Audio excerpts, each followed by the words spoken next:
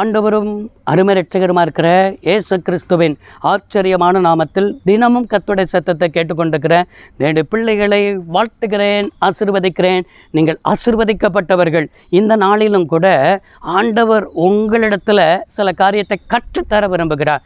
எதை கற்றுத்தர விரும்புகிறார்னா, வளர்வதில் வரக்கூடிய தடைகள் என்று சொல்லி ஆண்டவர் பேசி எல்லாருக்கும் வளர்வதற்கு என்ன செய்யணும்னு சொன்னால் ஆசை இருக்குது, வாஞ்சை இருக்குது, விருப்பம் இருக்குது. ஆனால் என்ன தடை என்று சொல்லி அறிந்திருந்தாலும் அதை செய்யாமல் இருக்கிறோம். சிலர் அறியாமல் கூட என்ன செய்கிறீர்கள் இருக்கிறீர்கள். அப்படின்னா நம்ம வளரணும்னு ஆசைப்படுறோம், அதுக்கு என்ன தடை இருக்குது என்று சொல்லி நீதிமொழிகள் 19ஆம் அதிகாரம் 15வது வசனத்தில் இவ்வாறாக என்ன செய்ய முடிகிறது, பார்க்க முடிகிறது. சோம்பல் தூங்கி விழ பண்ணும், அசதியாக இருப்பவன் பட்னியாக இருப்பான் என்று எழுதப்பட்டிருக்கிறது. நன்றாய் கவனித்தீர்களா? இதில் 3 காரியத்தை என்ன செய்ய முடிகிறது, பார்க்க முடிகிறது. சோம்பல், தூக்கம், அசதி என்று சொல்லப்பட்டிருக்கிறது. இந்த சோம்பல், இன்றைக்கு இந்த சோம்பேறித்தன ஆவி நமக்குள்ளே என்ன செய்கிறது இருக்கிறது. இந்த சோம்பேறித்தன ஆவி தான் நம்முடைய வாழ்க்கையில் என்ன செய்யணும், அநேக ஆசீர்வாதத்தை, வளர்ச்சியை தடை செய்கிறது என்று பார்க்கிறோம். இன்றைக்கி இந்த சோம்பேறித்தன ஆவி என்ன செய்கிறதுனா, இன்னும் கொஞ்சம் தூங்கட்டும், இன்னும் கொஞ்சம் கை முடக்கி கொண்டு நித்திரை செய்யட்டும் என்பாயோ, உன் தரித்திரம் வழிப்போக்கனை போல ஆயுதம் அணிந்தவனாய் உன் வீட்டில் வாசப்படியில் படுத்திருக்கும் என்று சொல்லி நம்மளால் என்ன செய்ய முடிகிறது, பார்க்க முடிகிறது. இன்றைக்கி அநேக குடும்பம் தரித்திரம், அநேக குடும்பத்துக்குள்ளே என்ன செய்யணும்னு சொன்னால் கடன், அநேக குடும்பத்துக்குள்ளே பாடு, போராட்டம். இதற்கெல்லாம் காரணம் என்ன தெரியுமா? காலையில் எந்திரிச்சு ஜெபம் பண்ணுவது கிடையாது, சோம்பலுக்கு இடம் கொடுக்கிறது. சோம்பல் என்ன செய்யணும், தூங்கி விழ பண்ணும். அப்படி என்னது, தூக்கம். இன்றைக்கி அநேக கணநித்திரையின் ஆவி, அதிகாலையில் ஜெபிக்க முடியல, மதிய நேரத்தில் தூக்கம்.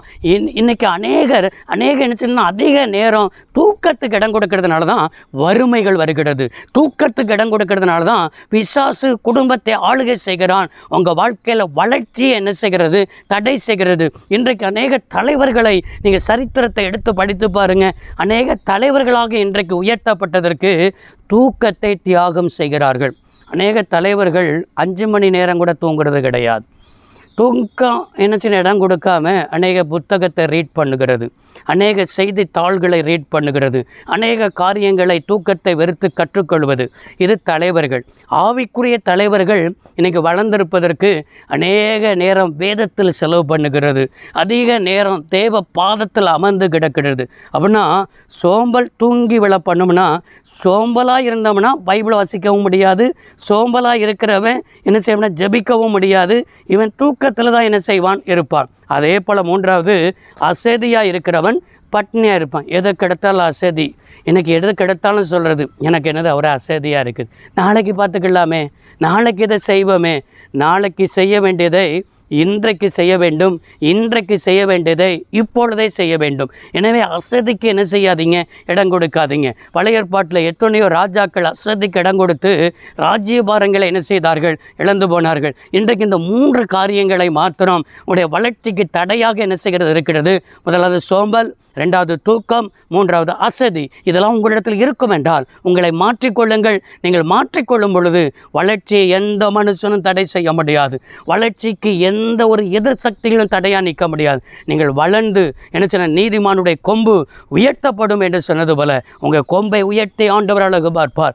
ஜெபிப்போம். சர்வ வல்லமையுள்ள தெய்வமே, அருமை தகப்பனே, இந்த வார்த்தையின் பிள்ளைகள் படியே வாழ்ந்திருக்கட்டும், சுகித்திருக்கட்டும். ஆண்டவரை வளர்ச்சியை தடை செய்கிற ஆவிகள் உடைக்கப்படட்டும். இயேசு இரட்சக நாமத்தில் பிதாவே, ஆமென். கர்த்தர் ஆசீர்வதிப்பாராக. God bless you all.